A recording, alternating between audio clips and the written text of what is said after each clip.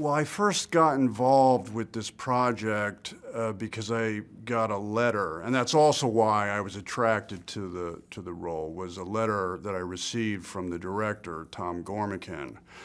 And at first, I was extremely trepidatious about the idea of doing a movie where I'm playing a character that has my name, and I'm, in effect, playing some version of myself. I didn't want it to be something that was like an SNL sketch. But when I read Tom Gormican's letter, I realized somewhat quickly that he was actually a film enthusiast in his own right and was genuinely interested in some of my earlier work. And he had put nods to those other movies like Face Off and Leaving Las Vegas into this script.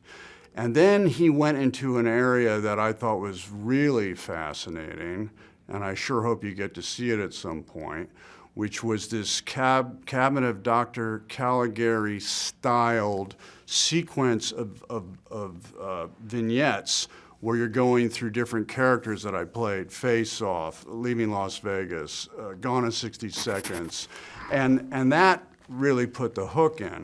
So I don't know where that's going to wind up, but hopefully one day, maybe on a Blu-ray, a high-def way of seeing the movie, you can see that. But it was really magical, and that's why I wanted to make the movie. Well, Tom, I call him the mind. He's the mind, you're the mind, because he has a lot of ideas, he thinks a lot, he's a very, very intelligent person. He's, you know, one of the best universities in America, Brown. So he's coming at it with a real intellect, and he's got some ideas about me. And, you know, some of them are hilarious, and my job as a film performer is to facilitate the director's vision, but many of them are not me. They're not who I really am, and I'm playing a character named Nick Cage. And I'm like, well, Tom, you know, it's not all like that. I'm not, you know, he's got F-bomb here, F-bomb there. I mean, I don't swear all the time. What is this? Where's this coming from? And he said, well, neurotic Nick Cage is the best Nick Cage. And so, okay, well, you don't want me like reading at home and petting my cat? No, I don't. So I conceded to that, and I did the F-bombs. I did a really long one in the movie. And that was all right. And then the other idea that I don't, you know, spend time with my family, or not enough time, that is a complete invention. I mean, that is not me. There's no version of in the universe where Nicolas Cage doesn't spend time with his children. But because the film is about an actor who is overly obsessed with his career and trying to get his career back on track, he's not spending the quality time with his daughter that he ought to. And so his argument, which was a good one, was that the character needs to evolve. He needs to improve and become a better man and get to a place where he can spend time or choose time with his daughter, with Lily Sheen's character, as opposed to, you know, sell yourself, movie, movie, movie. That's a pretty big difference between the real me and the me in the movie, but I was facilitating his vision. But the other thing that I want to say is he brought a lot of humor to this, and he was very creative, and he was able to direct me into places that I didn't know would be funny and then turned out to be super funny. One of them is the piano playing scene at the birthday party, which is like the ultimate version of a train wreck of a father, but somehow magically it wound up being funny. And so I listened to him, and I think we did have a good creative marriage, and I'm happy with the final result. The similarities that are there are, the two that come to mind right away are the genuine enthusiasm for cinema, and that there's many scenes in the movie where Javi, Pedro's character, and my character are talking about movies, and there's a genuine spark to those scenes and to that dialogue. So that is very real, and that is very much like me. I would be happy to talk with anybody about movies and get your recommendations. And then the other idea that came up in the movie was this idea of work. You know, work itself is like a mantra, that I enjoy working, which is a fact. I mean, work is something that has always been something like a guardian angel to me, where I've been able to do something constructive with whatever my imagination or emotion or life experiences were, rather than destructive. So that's a fact, and there's some dialogue to that, to that effect, where I'm saying I like working, I enjoy working, I'm happier when I'm working, and that's where I think I'm at my best. Well, I would love to see Gene Wilder do this. I think Gene Wilder would be amazing in this movie. I would pay to see that. Well, I mean, I had done the movie, and I had to go back to shoot some new scenes. They weren't reshoots, they were added scenes. And I had already played a different character, and so that was a real head trip to try to go back into the stylized Tom Gormican version of Nick Cage. And I had to go back, and we shot it in California, and some debacle occurred, which I don't want to go into, but I brought it up anyway, so oops. But anyway, so that was on my mind, and then I had to do these these new scenes, and I think what happened was, there's this scene at the wall, and I'm pounding on the wall, and my character and Pedro's character, Javi, are both like really bad tripping. They're out of their heads on some sort of chemical. And in that scene, I just put all that stress that I was experiencing into the moment where I'm pounding the wall. And I'm tripping. So it's like this combination of percussive pounding. And that happened largely because of the debacle I was feeling as a result of some weekend in Las Vegas. When we were filming this movie, we were in a quarantine experience, right? So I didn't go anywhere. I stayed in my hotel room. I spent a lot of time on the elliptical. I was in Dubrovnik, a beautiful place, had a great view of the ocean, and I was looking at the water and looking at the castle or the fortress, but I never stepped out of my room. And then we were in, it was Budapest, which is another beautiful city. And I didn't really step out of my room there either. So I was just in my room. I mean, I was being a really good boy. I was the safest guy in the whole production. I didn't go anywhere. Well, Pedro is just a wonderful actor, and he has a unique sense of humor, and he is full of surprises and mysterious, and I never really know what Pedro is thinking, where Pedro ends and Javi begins, or Javi ends and Pedro begins. And I think that Pedro, if I could walk away from it, I think he's something of a method actor, and I think he's probably nothing like the character he plays in the movies. So he's an incredible actor. Tiffany, we all know, she just sparks. I mean, she's just full of electricity and energy, and she's fired up when she acts. She has a tremendous gift of improv. Sharon is really intelligent, and she is a gifted writer in her own right. And she brings so much to the character, but she's also a great writer. So she can ad-lib and bring things that really lift the scenes, and she's very willing to be playful on set and to improvise, and she's also someone that can be super cool on camera. I mean, she can stop the camera with a look, and that's another aspect to her talent that was very helpful in the filmmaking process, because she really moves so many of those scenes at the end of the movie. Lily Sheen plays my daughter, and what a nice person. It's very easy to work with Lily, and I genuinely care about her. I think that she has a terrific future in front of her, and I think that she is funny, but she also has a great well of emotion in her that she's going to share with us in future projects, and so it was a joy to work with her.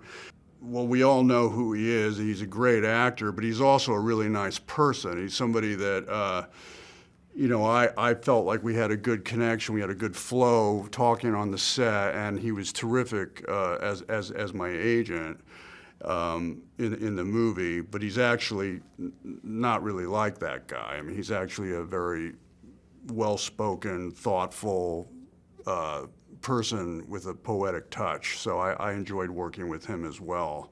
Ike is he is the epitome of the sardonic, satirical performer, which was wonderful. And Jacob is also mysterious, not unlike Pedro in his approach, where you never really know what he's thinking and where he's going, and that's a lot of fun to watch. Paco as Lucas is hilarious. I mean, that guy, I mean, English is not his first language, and he played all these moments beautifully in English and then also in Spanish. But there's an inner humor that's coming off of him as a performer that is not something that you can learn. You either have it or you don't. And he's just wonderfully funny and simultaneously scary in the movie, and that's a hard match to find, and he sure delivered. Fun. I can't say a lot of fun because that's forward, so I'll say a lot of fun. Well, I just want them to have a wonderful time, a good time, have fun. I want them to shut the pressures of the universe off for a couple hours and go to the movie and laugh and take some weight off, take some pressure off, and just laugh with your friends, with your family. That's what I want, and I think you will.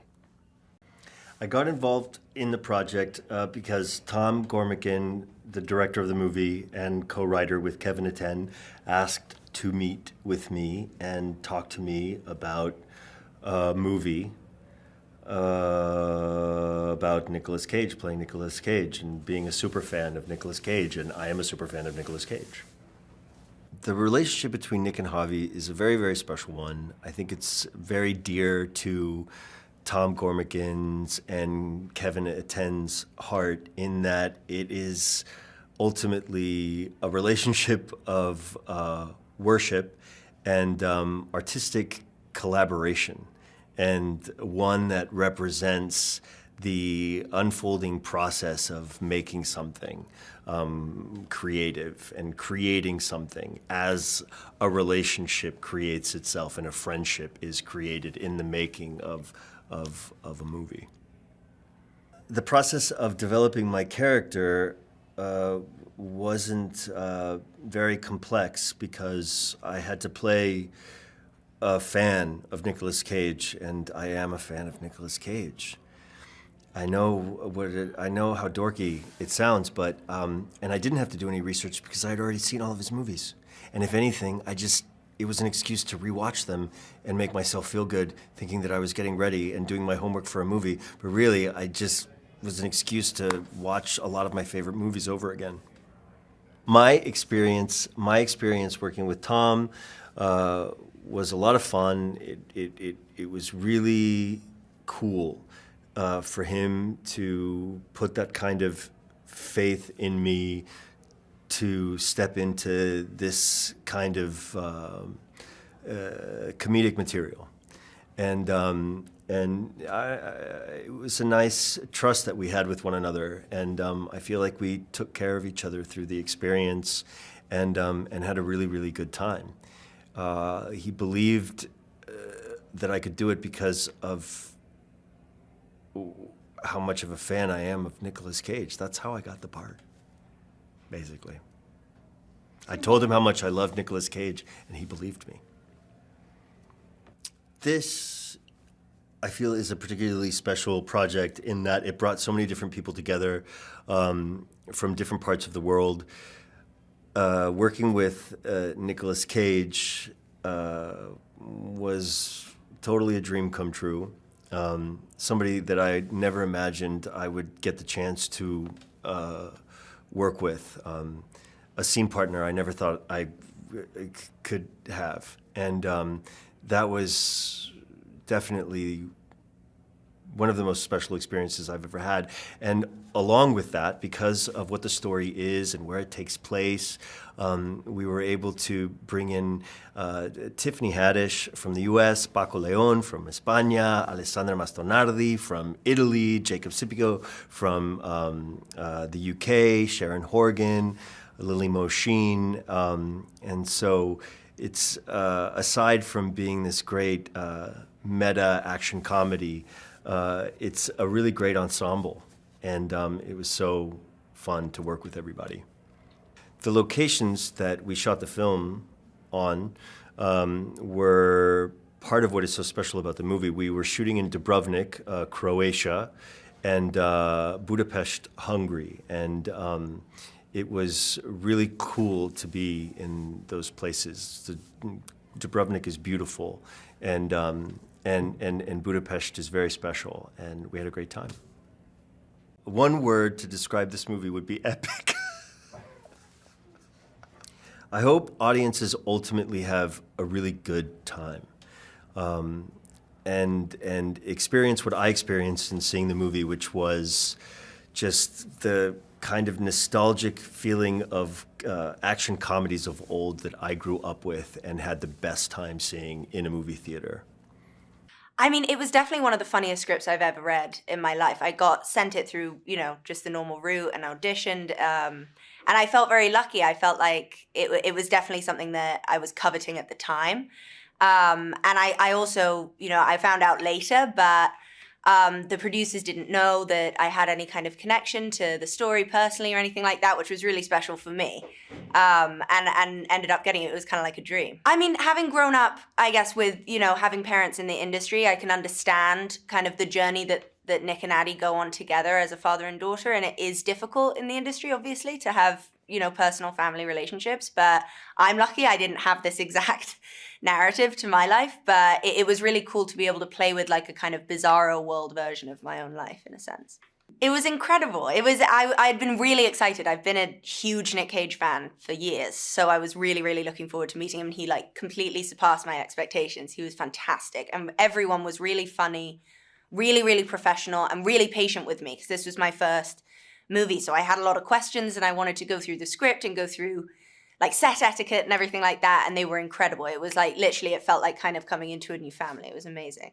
Also incredible. I can't say enough good things about Tom. He's a genius. Nick called him, on set, Nick was calling him the mind, because he's so cerebral and smart, and he had such a clear vision of what he wanted this movie to be and how he wanted it, and it was really beautiful to be able to work with him and make that vision come true. He's the loveliest person on earth and incredibly capable. So it was a great straight out the gate experience for me to have. It was fantastic. I've never been to Hungary before. And it's really, everywhere in Europe, it's so beautiful to see all the old buildings and the architecture and everything. So when I'd have a day off, I'd be able to go and walk around.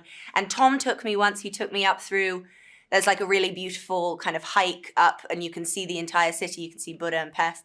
And it was amazing. I want to go back another time so I can really enjoy it, but it was. I felt very lucky. Pues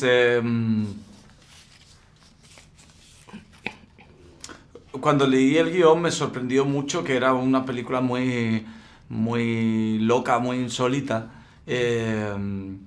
Y como fan que soy de Nicolas Cage, también me parecía un homenaje a toda su carrera y también, de paso, un homenaje al cine en general. For the first time when I read the script, I thought that's a very funny movie, a very crazy movie, and also it was nice to work with Nicolas Cage, because I am a fan of him, and really it is a homage to his career, and not only to his career, but to the cinema at large. Sí, la idea de hacer un malo, un villano, que no parezca un malo desde el principio, sino que es un tipo loco, que después es un loco y capaz de hacer todo. Es un malo loco. Sí. Okay, that's my character is the bad guy, it's a villain, but at the beginning when you see him, he doesn't look like a villain. He doesn't appear to be a villain guy, but in reality it is a crazy guy, it's a dangerous guy, it's just a bad guy. Pues fue un placer y un gusto comprobar cómo las leyendas como Nicolas Cage, en las distancias cortas, es un compañero más y un gran profesional que me ayudó mucho a desarrollar mi rol. Y con Pedro y con Alessandra es otra cosa porque son ya familia para mí. It was a pleasure. It was really a great pleasure to work with them because, to work with such a legend as Nicolas Cage, and when you meet him and work with him in the short distance, he really is just a buddy, just another person to work with, and he is a great professional. He helped me a lot to develop my role, to work on my character, and to work with Pedro, Alessandra. It's a different thing already. They're like my family. Pues con Tom creo que teníamos una conexión fuera del lenguaje, porque para mí mi inglés es muy malo y él no habla nada español y no era fácil entendernos, pero sí teníamos como sí, otra conexión, teníamos una conexión una conexión fuera del lenguaje. Y creo que no sé, yo notaba que le gustaba lo que hacía. With Tom, we had a different connection. It was a connection without a language because my English is quite bad and he doesn't speak Spanish at all. It wasn't easy, but as I mentioned before, we had some kind of different connection where you do not need language, you don't have this barrier. It's like beyond the scope of the language. And I think he really liked what I did, how we worked together.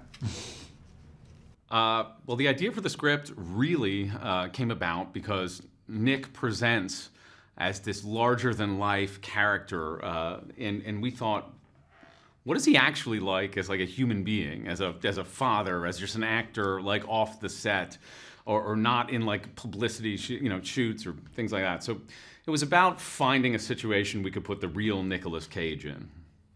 Yeah, and then in terms of the writing process, I think the hardest thing was, riding the line between the comedy and the drama and the action, wanting it to really feel like it starts as this character piece, it turns into a buddy comedy, it then morphs into a action comedy. So it was trying to kind of manage the tone and have it feel cohesive, but make those little shifts as the movie progresses.